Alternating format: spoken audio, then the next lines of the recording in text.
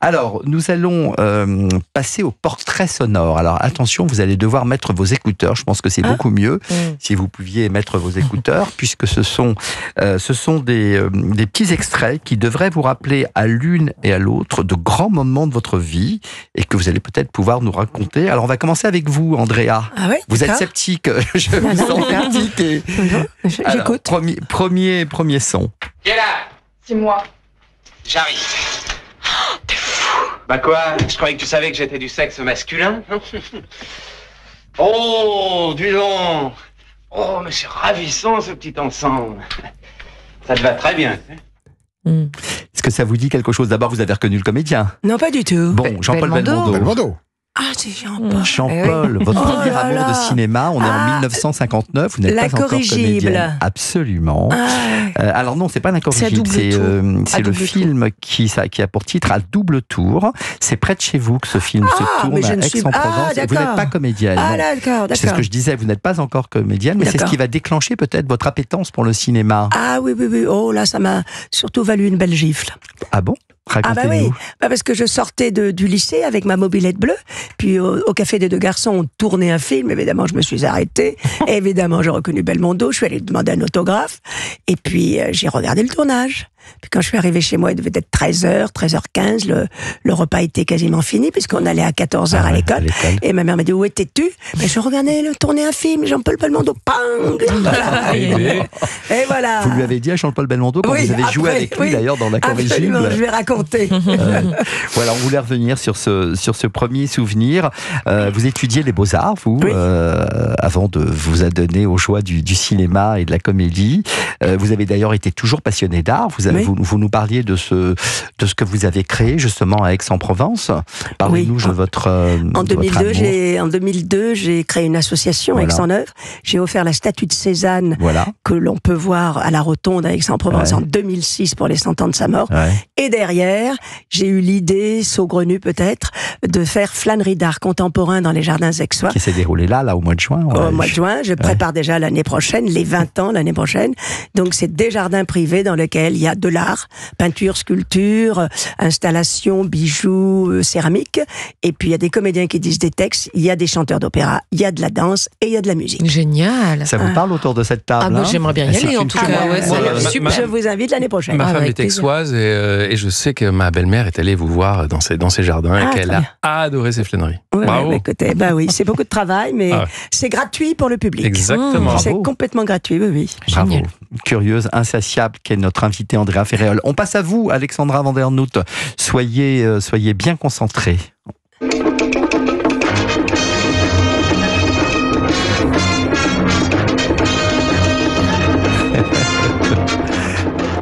C'est une série. Les 5 dernières minutes, Arsène Lupin. C'est une série qui aurait pu vous inspirer un métier que vous rêviez de faire et que vous n'avez pas fait. Quel est le métier que vous auriez voulu faire? J'ai voulu, mais quand j'étais petite, Dactary. Voilà. Oui, bien joué. Alors c'est vrai que Dactary, je regardais, j'adorais avec le lion qui louche. C'était trop mignon. Oui, alors c'est vrai que... Vous aimez les gens qui louchent, non? Non, pas les gens. Mais un lion qui louche, je trouve ça sublimissime. Oui, quand j'étais petite, je voulais être veto. Mais ça n'a pas duré très longtemps. Mais veto pour aller soigner justement les grands fauves dans la savane. Ah oui. Pas pour aller soigner alors, les votre chihuahuas. Passion, vous, pour le cinéma, pour les séries, pour les fictions, il est né quand, à quel âge? Je pense très clairement que je n'ai pas voulu faire le métier de mes parents, comme vous l'avez dit, chef d'orchestre et danseuse, musicienne ou danseuse, parce que j'étais absolument pas douée ni pour l'un ni pour l'autre, et que donc j'ai choisi, je vais le dire, et ça va peut-être choquer certains, un métier de facilité, parce que être acteur, c'est quand même beaucoup plus facile qu'être musicien ou être danseur. Pourquoi ça demande moins de travail? Évidemment. Ouais. Évidemment. Et apprendre un texte d'une pièce de théâtre, c'est quand même pas... oui, mais enfin, on est payé pour aussi. Oui, bien sûr. Mais c'est le fait surtout de jouer juste, de jouer vrai. Je ne dis pas que c'est à la portée de n'importe qui. Je dis quand même que c'est plus facile que de faire sonner un violon juste ou faire des pointes et rentrer les pieds en sang et retourner le lendemain. C'est quand même beaucoup plus facile. Je n'en demanderai pas. Mon métier est beaucoup plus facile. Vous aimez assister à des concerts classiques? Non, pas du tout. Ah bon? Ah oui, vos parents vous ont vraiment... Non, moi j'ai eu le sentiment que la musique m'avait volé mes parents. Ah, donc vous en voulez à ce milieu, à cette... Non, pas au milieu, à la musique. À la musique. Oui, j'ai beaucoup de mal avec la musique classique, beaucoup. Et la danse aussi? Pareil, un peu, pareil. Ouais. J'ai l'impression que la musique m'a privée de mes parents. Ce qui n'est pas vrai dans la réalité, parce qu'en réalité, ils étaient quand même très, très présents. Mais moi, c'est le sentiment que j'en ai eu. Et alors, du coup, avec vos enfants, je crois que vous avez 2 enfants, est-ce que vos 2 enfants pensent que le théâtre ou le cinéma les a privés de leur maman?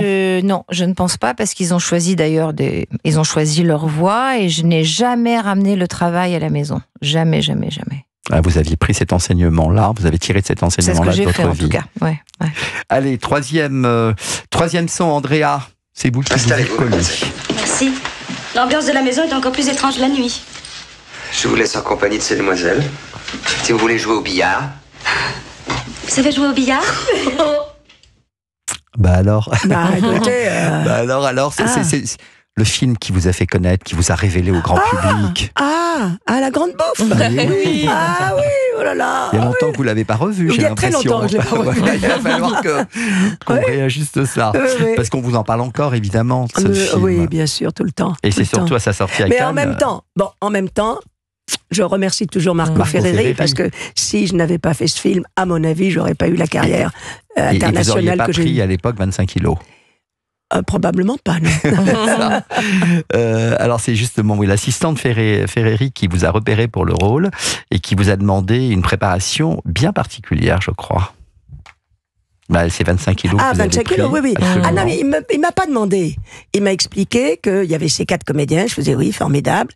Et je connaissais pas le cinéma de Marco. Donc, j'ai eu une chance immense parce que rue Monsieur le Prince, il y avait un cinéma qui, à 10h du matin et à midi, présentait ses films. Donc, je jouais au théâtre à l'époque, mais je me levais pour aller voir les films de Marco. Et comme il m'avait dit qu'il cherchait une comédienne grosse, je me suis dit, je vais commencer à manger. Et sortant du bureau, j'ai commencé à manger sans savoir si j'allais faire le film. C'est un rôle qu'on rêverait d'avoir. Voilà. Bien sûr. Franchement. Manger pour Allez, réussir. je lui donne 2 mois pour prendre 25 kilos. C'est Bon, terrible. après, il faut les reperdre. C'est terrible. Je peux vous dire que c'est terrible. Alors, Car il faut manger tout le temps. Alors, ce qui est moins terrible, c'est un autre rôle que vous vouliez absolument avoir, un rôle dans un film de Fassbinder, d'Esper. Ah oui, j'ai appris l'anglais en 2 mois pour Alors, faire. racontez-nous, c'est très drôle ça, puisque vous avez vendu votre personnage en disant oui, vous parliez parfaitement yes, l'anglais, yes, ce qui était totalement faux. Totalement faux. Il me restait des choses, des petits Et vous avez bribes été où, de chez lycée. Berlitz Aux Champs-Élysées, il y a un linguaphone, une école comme ça. Je suis arrivée et j'ai dit bonjour, je voudrais voir le directeur. Voilà, je dois parler anglais dans 2 mois, je commence tout de suite, combien je vous dois. Et là, le directeur m'a dit mais j'ai dit non, il n'y a pas de mais, c'est tout de suite. Et j'ai eu un professeur américain, je n'ai jamais lu le script. Quand j'ai eu le script, je dis vous le lisez, vous me racontez l'histoire.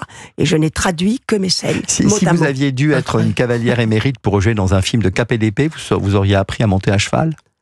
Vous étiez prête à tout? Alors là, non, parce que je suis montée à cheval quand j'étais jeune, et puis à côté de moi, il y a un cheval qui s'est emballé, j'ai eu tellement peur, je suis descendue de mon cheval, c'était fini. Donc là, vous auriez refusé le rôle. C'était votre seule limite. Ah oui. Allez, on passe à un 3e titre, c'est pour vous, Alexandra Vandernotte. J'ai pris les 2. Le roman et Christine. Tous les types qui font de la planche à voile piquent la femme de leurs amis, alors. C'est un rôle marquant? Alors oui, c'est un rôle marquant, c'est surtout un film marquant. Le rôle moins, mais le film, bien sûr, il a encore été rediffusé là, il y a 10 jours. Il a dû repasser à la télé, 15 fois, 20 fois. Non, vous aviez. Alors, rigolo. je peux vous dire que pour les téléspectateurs et spectateurs que nous sommes, vous étiez, marquante dans ce rôle. On se souvient parfaitement de vous. On a identifié Thierry Lhermitte, mais vous étiez la femme de Thierry Lhermitte dans ce film, et c'est vous qui découvriez un peu le poteau rose et qui réglez un peu le compte à Thierry Lhermitte et à celui qui organise ce fameux dîner de cons. Et vous savez que ça existait, paraît-il, à l'époque, c'est vrai. dîner de cons. Ah oui, c'est Francis qui m'a raconté ça. Quand on vous l'a proposé, terrible, Alexandra, vous sentiez que ça allait être le carton, je crois, plus de 9 millions. Personne ne le sentait à ce point-là. Non, personne ne le sentait. Je pense même pas Francis Weber. On vous en parle toujours? Bah, on m'en parle, oui, dans la mesure où je vous dis où c'est rediffusé quasiment chaque année à la télé. Oui, on m'en parle, mais c'est chouette, c'est bien. Mais oui, non, mais personne ne s'attendait à ce que ça cartonne à ce point-là. Bon, ceci dit, ça avait déjà été une pièce de théâtre qui avait fait un succès, donc il partait pas dans l'inconnu. Mais à ce point-là, non, personne ne s'y attendait. Pièce de théâtre qui va être rejouée là. Oui. Alors, qui va jouer cette fois-ci? Mais on a reçu Jérôme Ottoni, qui je crois joue dans la pièce. Ah bon, d'accord, je n'étais pas là quand Jérôme est venu, mais peut-être. Jérôme Antonier, qui est un animateur sur M6 de missions musicales et qui chante aussi et qui s'est essayé également à la comédie dans plusieurs pièces. Alors, je vous regarde tous les deux et je dois vous dire sincèrement, que ce soit vous, Andrea Ferréol, ou vous, Alexandra Vandernoot, je suis assez subjugué de voir que vous n'avez pas pris une ride depuis toutes ces années où vous occupez à la fois la scène, le théâtre, les films. Merci. Mais vous êtes je pense que vous n'avez pas mis vos lunettes. J'ai pas besoin de lunettes.